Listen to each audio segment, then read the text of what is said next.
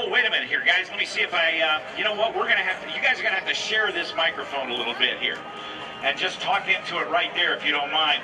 Come on over, you guys. TC Kesterton is here from Marine Corps Air Station New River, and also DJ Davis. And guys, pleasant good afternoon to you.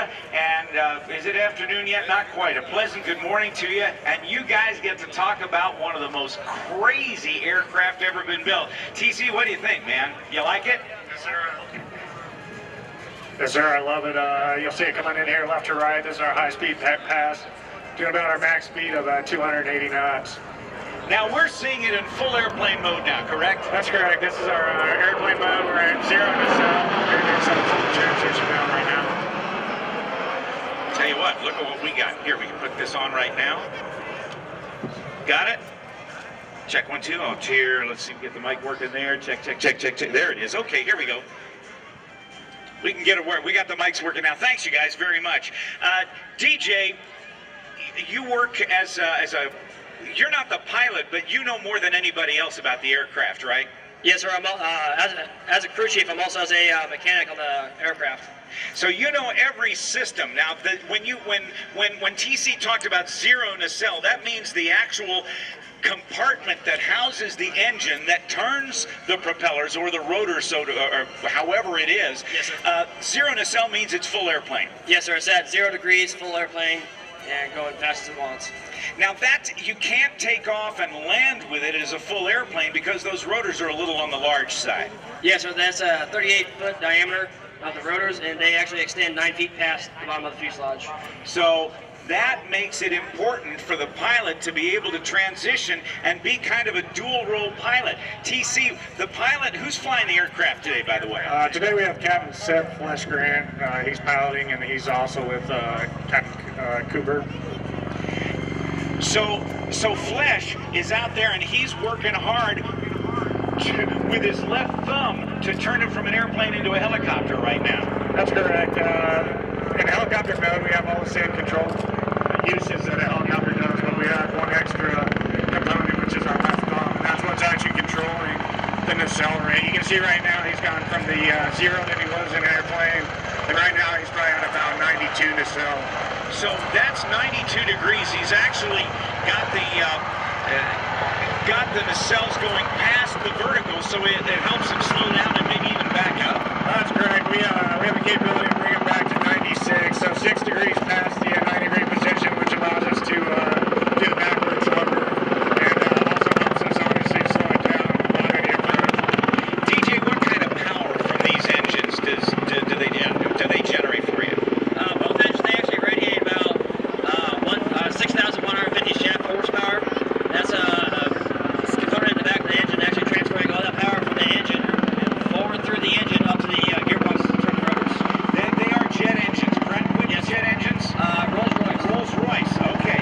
And that used to be Allison and Rolls-Royce, and that's another historical merge that is just kind of amazing that it took 60 years to do it. But the Rolls-Royce engines, what happens, God forbid, if one of the engines fails? Well, if one of the engines fails, we actually have what's called our interconnecting drive shaft system, which we can power both rotors from this one engine. It runs all the way through the wing. Now, TC, when this aircraft is being flown as an airplane, it's pretty simple.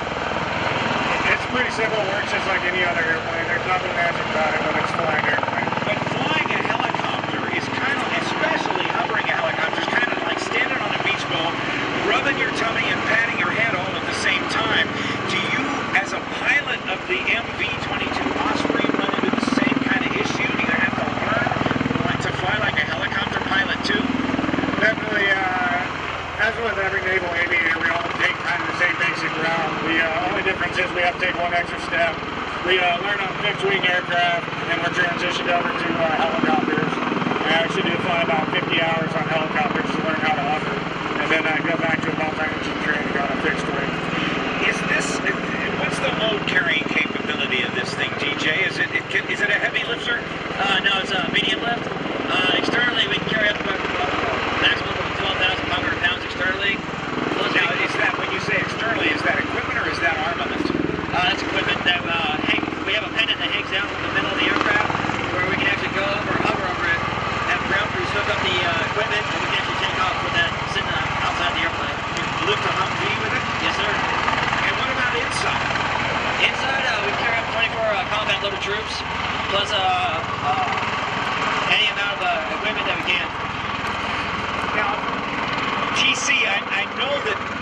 wings also qualified to fly aboard aircraft carriers, right? That's correct. Any Marine Corps aircraft that we have in our inventory is required to be able to go on an aircraft carrier, which was an interesting concept that they came out with, because obviously, as you can see right now, the wingspan takes up a lot of space on ship. A lot of real estate. Now, back from World War II, they folded wings up, they folded wings back, and even in the MH-53 helicopter, they can fold the rotors back and then bend the tail around to get more space, to get more aircraft on. This looks like it would be nigh unto impossible to make small. That's one of the many engineering feats that they came up with the MV-22. As you can see with the wingspan right now, we had to figure out a way to get that folded up on a ship to where we could carry a decent amount of aircraft. So what they came up with was a system. It's actually a push-button system. It's all automatic. It can be stood in the position you see right now. When it stops, we actually push a button, and the rotors will fold themselves up. The engines will start moving down in the down position, and then the wing will actually rotate 90 degrees to where the engine will be placed over the windscreen, and other things will be back on the tail. So this 70-some foot, let's see, 38, 74, gosh, probably 80 feet of horizontal space folds up to an area not as wide as the twin tails. Is that right, DJ? Yes, sir. It folds up to about, I believe it's about 18 foot width and 63 foot length, where we can store about a good number of aircraft on the carrier.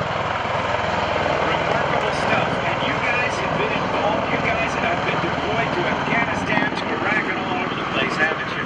Yes, sir. The mission of the Osprey has been proven time and time again in many combat roles.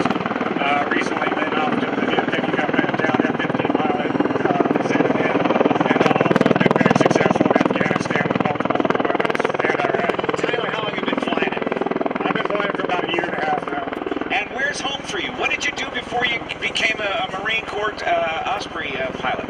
I'm from Colorado. I actually came up enlisted as a Huey crew chief, and I made a transition off to officer and became a pilot. So that's why you have this special appreciation for the crew chief, doesn't he? Yes. Because yesterday he made the remark, say, yeah, the crew chief knows everything, right? And you do have to know a lot, don't you? Yes, sir. We have to know pretty much all the systems. That way, if something goes wrong in the air, we're the subject matter experts to where we can fix it if needed. Now, let me go back to you, Tyler, on this. When you're flying an airplane, you've got, in your left hand, you've got your throttle or your power leveler. In the right hand, you got the flight stick that comes up through the floorboards between your knees, and that controls left, right, up, and down. And your power, fast, slow. Your feet control the rudders, so it helps you yaw and turn and coordinate the turn. But in a helicopter, it's totally different. While the pedals will control which way it looks, left or right, the cyclic, or the joystick, doesn't do quite the same thing it does in a fixed-wing airplane, and the power lever becomes something totally different. How do you think helicopter fixed wing? Well, that's one of the hardest things to get when you first transition to the Osprey. The flight controls will actually switch what they're doing at about 45 nacelle, which we try to stay out of that regime as much as we can because the controls do get sloppy, but in a helicopter, TCL will take you up and down. When you transition out, that makes you go forward and backwards. So it definitely is a mind swap trying to figure out where we're at exactly. I bet. Flying the aircraft today, again, Captain Seth Flesh Grant, Captain James Cooper Holt, Captain Chris Hoffa Ferris, Sergeant Daniel Howington, and Sergeant Frank Russett. And you got two crew chiefs aboard. Is that the deal, Dustin? Yes, sir. We usually fly with 2 crew chiefs. That way we got one person in the back.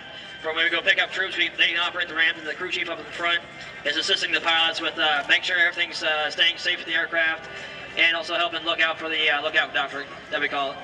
A long way, Tyler, from the XV-15 back in 1981 to when the MV-22 first flew for the Marine Corps. Do you recall when it went in service with the Corps? We actually started using it and deploying it about 10 years ago, and has had a great safety rating ever since then, and haven't had any malfunctions at all that have caused any mishap. Now, I will tell you that sometimes the news media has said some things that have given it a kind of a checkered reputation, but I also am told that that it is not really a more extensive accident rate than other aircraft that have been in development. No, it's not. Every aircraft has issues when it's first being developed, and those have been worked out. It's actually got the best safety rating of any rotary wing aircraft in the Marine Corps right now. All right, so the thumb's the thing. I mean, you got both hands and feet working, but the thumb's the thing that makes the nacelles work and turns it from one to the other, and it's remarkable what you guys do. Thank you for your service. Yes, Tyler, Kesterson, and Dustin Davis, thank you guys. And ladies and gentlemen, a big round of applause for your United States Marine Corps MV-22 Osprey. Thanks, fellas. Thanks for having us. Yes, sir. Thank you. See you tomorrow, all right? Yes, sir. Thanks, guys. Well, we've got lots more to come as we continue here at